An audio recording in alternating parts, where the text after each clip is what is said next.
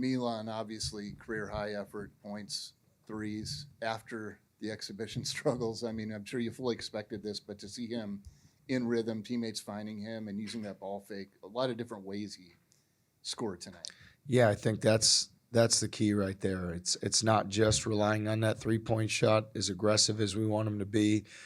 It's finding other ways, cutting, posting a smaller guy, trying to get some points in the paint, finish around the goal.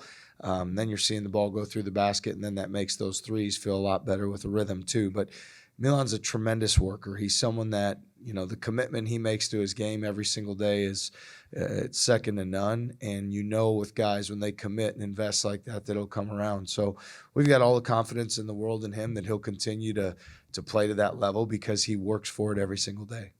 And obviously very valuable to have Tamin back. When did you make the full decision that, hey, he can be full go and he's fully ready to play? Yeah, so he had 3 full practices under his belt, but we didn't want to put any undue pressure on him to see how he felt and how his body reacted after each one. And truly, he's been through some stuff over time, and so he knows his body better than anyone. And Vic Miller, our trainer, did a phenomenal job working with him. Tamin's a guy that did all the extra to get himself back ready to play, and he looked great out there tonight. I mean, knocks down the 3 right away. He's explosive getting to the basket, made a lot of plays defensively, chased down some loose balls. So, we came into it with the mindset of, he's full go, and let's let him have at it and see where he's at. And he did a great job. TJ, what was the decision-making process behind having Toure start alongside Tamin and having Nate Heisey come off the bench? And what do you think of the way that Heisey and Toure played today? Yeah, I was pleased with both. I mean, Killian's been ultra consistent. I mean, if there's one thing you can say in the 3 times that we've played in front of people, it looks about the same every time from him. He plays really hard. He seems to always go 1 for 3 from 3. He gets loose balls. He really defends. He's aggressive. He's a winning player. I look at Nate Heisey as like a 6th starter, right? And so there was some, if Tamin would have been out, we'd have started Nate. If any situation presents itself, we can start Nate. So really it's out of strength that I view it like we have 6 guys that are in contention to start, and it could be dependent on matchup or game or opponent. Tonight I just felt like getting started with Killian's on-ball defense and setting the tone defensively was going to be important, and Killian did a great job, and I thought Nate, played well off the bench as well. What would you say is the biggest difference between having Tamin there and not there in the way that he's able to impact the way that your team operates and flows on the floor? Well, just his confidence overall and how to run the team and how to communicate, continue to get to the paint and to the rim and make plays for his teammates. Offensively, how to get from one thing to another. Defensively, how to communicate through things. So there's a lot of things going on during the game, and when you have Tamin out there, you have another coach on the floor, and you're fortunate for that. So he always does a great job with that, and I think he's taken a big step up in terms of his communication and leadership with our team. I think being out made him really appreciate how, cherish the opportunity he has in front of him, and I know that he's not going to take a single day for granted. Coach, on Media Day, you said that you thought this perimeter defense had a chance to be similar to your first team. How do you feel like that perimeter defense has progressed so far? Yeah, I thought we were good tonight. Like, certainly, baseline out defense, we gave up at least 10. Second chance points, we gave up 11.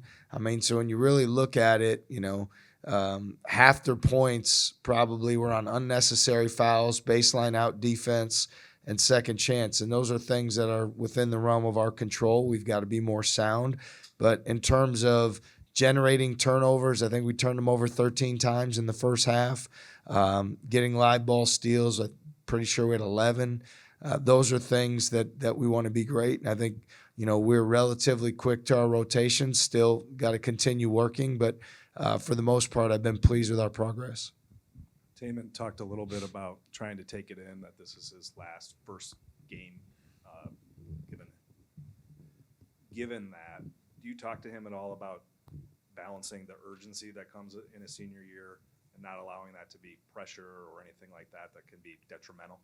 Yeah, in a weird way, I think being out gave him a lot of time to reflect and watch And when you stay in that mindset of gratitude and thankfulness, which is exactly where he's at, and you realize you only have so many opportunities and you keep your focus there, then the pressure, there isn't pressure because you're in the moment. And he's done such a great job over the 3 years so far being in the moment, and he's really prepared himself mentally for this. So I don't feel like there's any risk with him doing that because he knows truly how special this opportunity is. I mean, he said it publicly a few weeks back. He wishes he could play here forever, right? Like he wishes he had unlimited eligibility. I know his coach wishes the same thing. So he's not a guy who's worried about the next thing or on to what's after this. He knows that the main thing is this opportunity. Do you still wince or hold your breath when he takes a spill on the floor, or have you seen it enough now to just... Yeah, it's never a settling feeling when you see him flying around, but he seeks contact. That's how he plays.